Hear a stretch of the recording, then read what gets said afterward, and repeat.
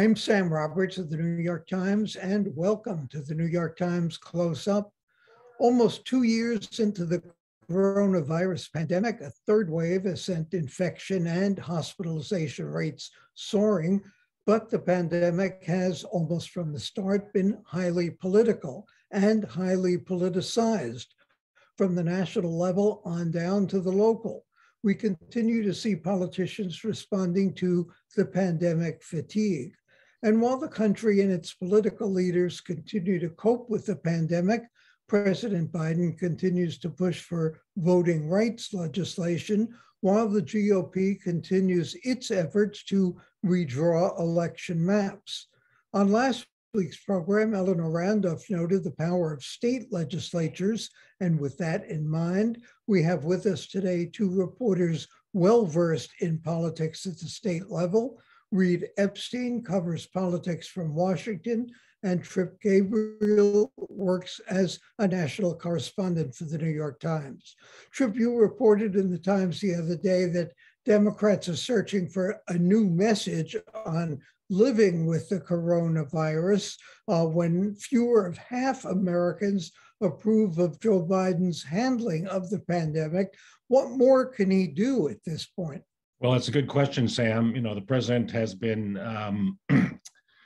under a lot of pressure. A year ago, he declared that July 4th, we would be celebrating our near independence from coronavirus. That was before the height of the Delta wave, or certainly the Omicron wave. He's at the mercy of events in some ways. So, he's promoting vaccines aggressively. He's trying to push that, and he is pushing that. He's come up against a wall of, a certain segment of society that is just, not going to become vaccinated. It might be as high as 25, 30% in some places.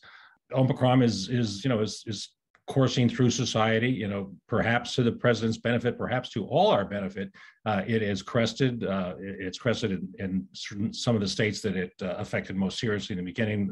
Here in the Northeast, it's probably cresting around the country. The vast majority of hospitalized patients with the coronavirus have the Omicron variation. So, as it leaves, there, perhaps there'll be more of a return to normalcy. And that's politically certainly what Democrats, you mentioned at the state level, are promoting, whether they're mayors or governors around the country. Of course, the way the unexpected has occurred in this cycle, we don't know what's going to happen.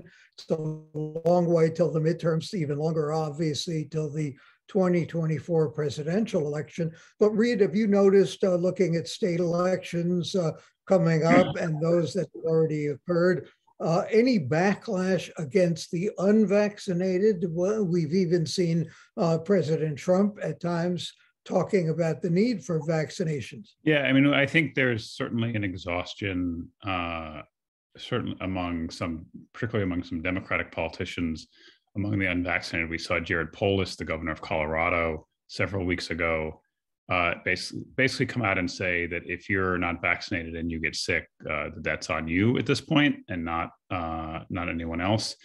The macro problem with that line of thinking is that when the hospitals fill up, it does become everyone's problem. If there's not an ICU bed and you get in a traffic accident or have a stroke or a heart attack, whether you're vaccinated or not, that becomes a problem. If the emergency rooms are full of COVID patients and your kid breaks their arm playing basketball, it becomes a much more treacherous situation for you. And so I think there is some backlash coming against the unvaccinated. We saw some of that during the Delta wave. We saw some of it again in the last few weeks.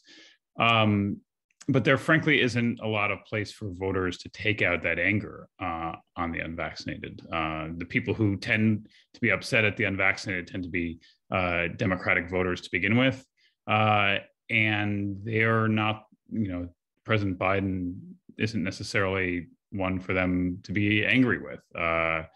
He's done everything, like Tripp said, he's basically done what he has in his power in the federal government. The politicians that are either not promoting vaccinations or promoting dangerous alternatives, they're not not necessarily going to be swayed by anger against the unvaccinated at this point. Sure. How much of this is a health question, and how much of it looking at mandates in terms of vaccines, masks, remote schooling? How much of it is a backlash against government? Well, Sam, from really the second or third month of the pandemic, 2 years ago, a lot of these issues become politicized.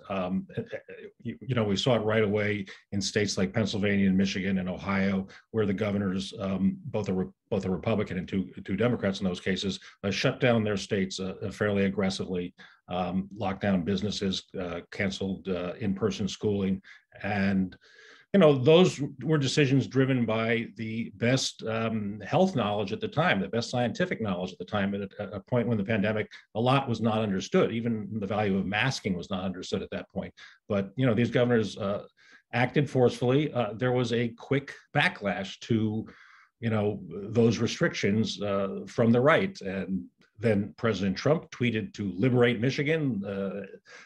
Protesters amassed on the steps of capitals. It began a politicization over what's now become every aspect of our pandemic. And I think very surprisingly to a lot of people in the last year, that's included vaccines, which were once perceived as the panacea, our liberation from this global pandemic. But the fact that we see these high case numbers, these high hospitalization numbers, and even the high death numbers is driven by the unvaccinated part of the population. So a reaction against government, yes, it is. It's a reaction against government, but not in a kind of broad sense, not even in a philosophical sense, but in a harshly kind of politicized and partisan sense. Reid, you point out that in Texas, it's almost February, and March 1st is the primary in Texas, the first of the midterms. And some of the results of new voting law that are on the books passed by the Republican-controlled legislature, we're going to see what impact that's going to have. What is the likelihood that will have an impact as soon as March 1st? We'll see. And we'll see what the voter turnout numbers are, both for the March 1st primary and then, of course, for the midterms elections in November.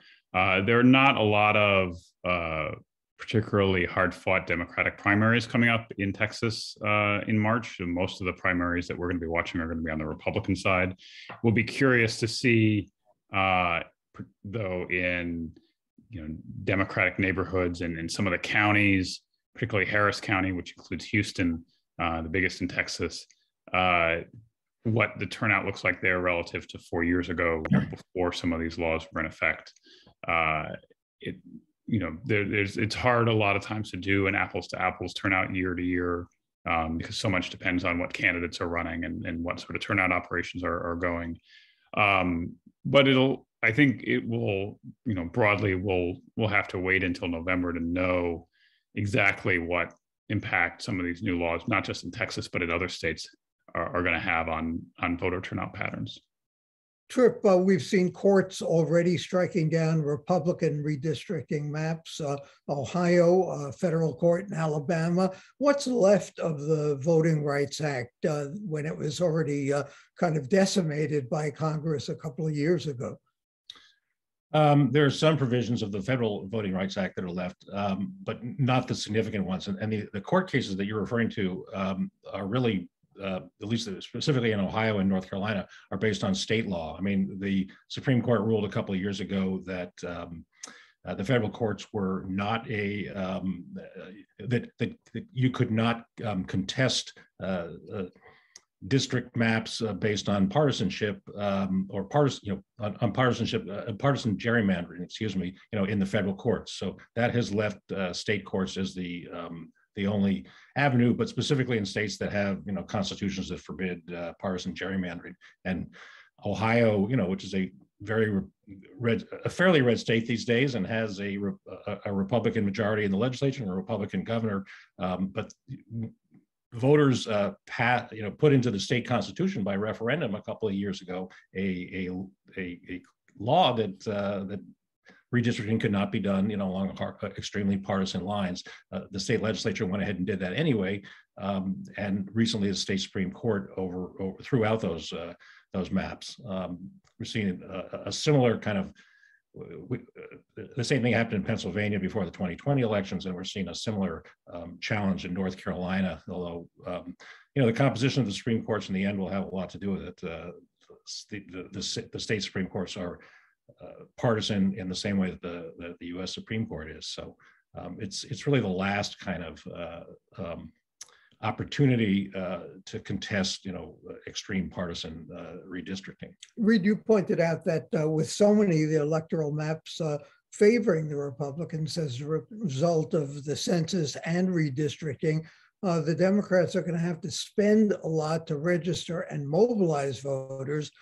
First of all, do they have that money? And secondly, will that spending actually work? Will it overcome the redistricting? Well, they're trying to get it, that's for sure. They're trying to get the money. And whether they can overcome a lot of the headwinds, whether it's redistricting, President Biden's poor approval ratings, the inability to pass some of their signature legislation on voting rights and social policy that the American people have spent the last several months watching them fight amongst themselves over. All of these things are going to result in a very difficult midterm election year for Democrats up and down the ballot across the country, at least as things look from here in late January. And short of gobs of millions of dollars to organize voters, that alone will not save them. They also are going to need a pretty significant recitation in both the president's approval ratings, what people think of the Democratic brand in general, and they're also are going to have to find a way to explain to voters both what they have accomplished in President Biden's first 2 years in office by the time November comes around, and they're going to need an explanation for why they haven't been able to accomplish some of the signature things that they promised and spent much of the last year trying to accomplish and failing. True. Bret Stephens wrote the other day in his debate online with Gail Collins that a lot of the restrictive voting laws in red states are actually the same or better than they are in some of the blue states. He said Georgia has 17 days of early voting. New Jersey has 9. Georgia allows anyone to vote by mail. New York, absent a pandemic, allows it only if you're out of town or have a prescribed excuse. So shouldn't the debate really be about things like the Senate and the Electoral College, which are, so skewed in terms of population, rather than, sort of technical things that they're debating right now? Well, Bret's right on certainly on the differences between some of these states. I mean, we in New York here forget that early voting is something we've really never experienced before.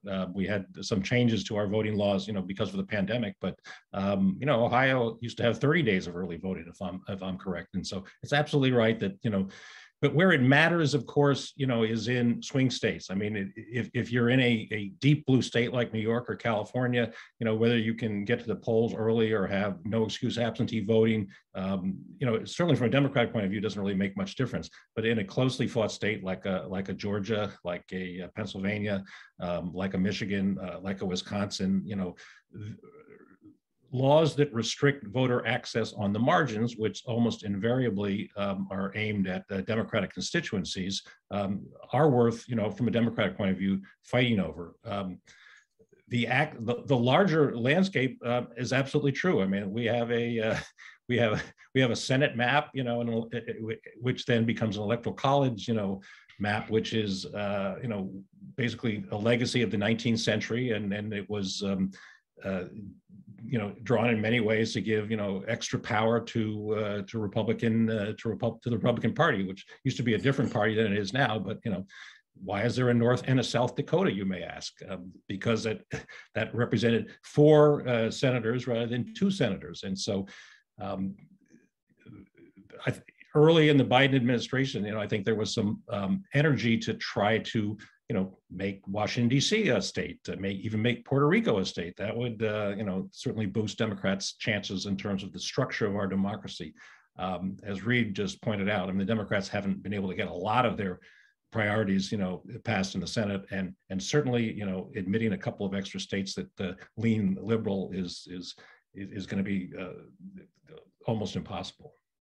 Reid, obviously there are lots of things on the president's agenda, some of which he has no control over, as you pointed out: COVID, Afghanistan, Ukraine, inflation, perhaps. But one of the things that seems striking is that over the past 6 months, according to Pew Research, his job rating among Democrats has fallen by 20 points. Why is that?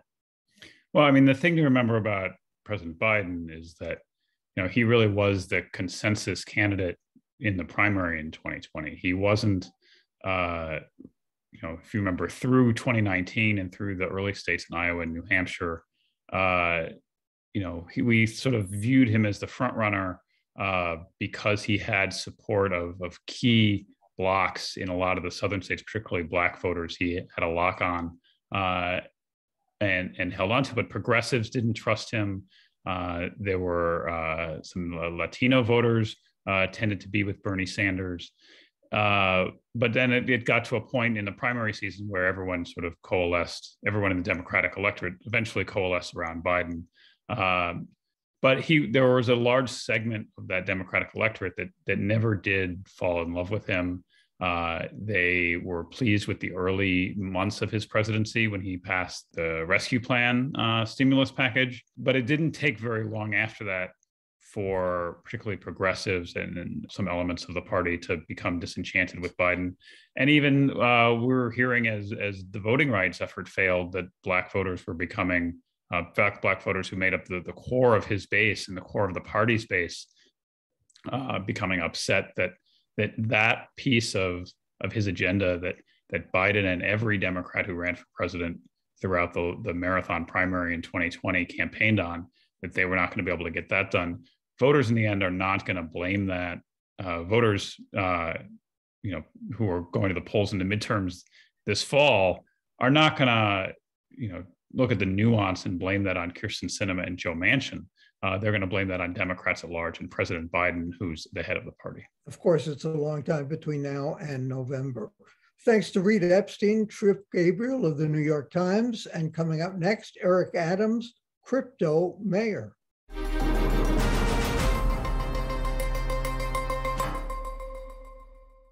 Eric Adams, less than a month into his tenure as mayor, and already faces a policing crisis after 2 NYPD officers were fatally shot in Harlem last week. Adams quickly outlined a plan to confront rising gun violence. Before this tragedy occurred, he was in the news for an unusual request to receive his salary in cryptocurrency. While federal law prevented the city from paying him in Bitcoin, it was reported that he was in fact planning to convert his salary into the fledgling currency. Dana Rubinstein has been reporting on the new mayor since the new year. She joins us now. Dana, the mayor has got a tough job balancing a safer city and civil liberties, talking about things like changing bail regulations, stop and frisk again, the new gun regulations or reinforcing them. How does he avoid being a reincarnated Rudy Giuliani? Well, he has some things going for him, at least in his personal story. I mean, he's a Black man who grew up poor in the outer boroughs, and he says that he was assaulted by cops when he was a teenager. And when he was in the police force, he was both an officer and ultimately a captain, but also a sort of a somewhat prominent police reformer who tried to, he would rally at the sites of deaths of NYPD shooting victims that he believed were the product of poor policing. So, he has a backstory to rely on that he can use to sort of instill trust that he, in fact, knows how to run a police department that is both sort of hard charging, but also, you know, treats people with respect. Whether that is enough, whether he can actually deliver on what he's promised, I mean, we'll see. When we look back at Police Commissioner Ray Kelly and Branton, they employed some tactics that became controversial, but also crime. So how does the police commissioner and the mayor walk that fine line? Even though he, as you see, he starts with those political assets, those personal assets, sell the program. What about strategically? What new can he employ, or can use some of those old programs and frankly get away with it?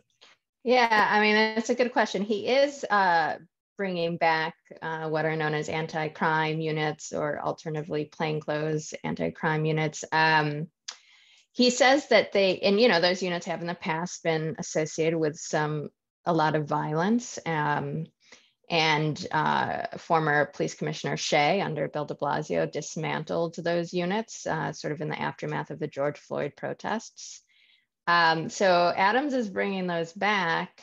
He is promising that they will be sort of peopled by officers who have sort of better training.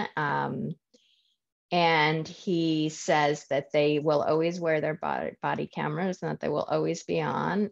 They will no longer be fully plainclothes. They'll be able to drive in unmarked cars, but they're going to have some sort of identifying insignia on them when they get out of cars, be it a windbreaker or something along those lines. So he believes that he can somehow have the best of both worlds in that regard. Again, I mean, the proof will be in the pudding, as they say, but he, yeah, and it's just too soon to tell, but that he believes that he can walk that line. Have we stopped hearing calls for defunding the police and perhaps, as you just suggested, hearing more calls for better training for the police? Well, I think the term defund has definitely fallen out of favor, although people on the left definitely argue and continue to argue that there are certain things that the police department does that would be services they perform that would be better performed by people who are not police officers. So that's still a line of argument, and not one that Adams totally rejects. I mean, to deal with the homeless in the subways, he and Governor Hochul have promised to send out teams of both police officers and social workers. So, it's a funny thing. He's really trying to walk an interesting line that I'm not sure anyone, I mean, you would know better than me, but I'm not sure anyone has successfully walked before. But he's an unusual guy with an unusual backstory and an unusual sort of area of expertise. So, we'll see. Do we have any better idea, which frankly I haven't heard from anyone in a definitive sort of way, why crime has been going up? I think criminologists generally are reluctant to point to a particular reason. They will tell you that it's too soon. I mean, I think common sense would suggest that the immense societal disruptions that we've suffered through over the past 2 years must be a factor. But yeah, no, there's a general reluctance. I mean, certainly people on the right and in the center, including Adams, also point to some other things like bail reform. No, there is no definitive answer, but there are definitely some politically motivated answers that people are proffering. Obviously, the mayor's been in office only a couple of weeks. He's made probably most of his major appointments. One of the things that struck me is that we reported that the mayor-elect of the city wants his top officials to be emotionally intelligent. That was his number one criteria. What does he mean by that? That's a good question. He has answered that question rhetorically. He has defined emotional intelligence sort of similarly to how people who study emotional intelligence define it, which is an ability to both understand your own emotions and read other people's emotions, and sort of, you know, it's basically like people skills.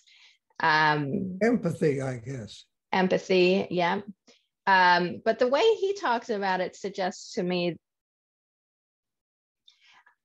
that he wants people with lived experience that is relevant to people in New York City. He considers himself clearly someone with a lot of emotional intelligence because of how he grew up, and his ability to relate to people in similar circumstances. But no, it is not a well-defined concept in the Adams administration. And you know, even when he's talking about sort of how he's going to staff up his anti-crime units, he has said he wants people to be emotionally intelligent, which of course would seem to be an asset in that line of work. But it's not clear to me how he is screening for that sort of thing. If there doesn't seem to be anything systematic about it. It seems like a catchphrase more than anything at this point. One of the things I've noticed, and this is probably very superficial, is looking at his schedule online, how spontaneous it becomes, how much it is updated all day, every day. Very quickly, have you noticed any real other changes between the de Blasio administration and the Adams administration? Yeah, I mean, de Blasio ended his tenure doing sort of relegating he did a lot of media appearances, but they were always via Zoom. And he was definitely not on the scene as much as Adams is. Adams is definitely interpreting his job as like being seen out in New York City, and sort of whenever there's a catastrophe or a tragedy, as there so often is here, he likes to show up and be there. And he, you know, wants the press to be there too, documenting his presence. So, you know, he's definitely super out and about. You know, it's definitely a publicity strategy, as well as a political strategy, and maybe also something he believes in. Showing that he is the mayor, indeed. Yeah. Dana Rubinstein, thank you for joining us. And for the New York Times and CUNY TV, I'm Sam Roberts.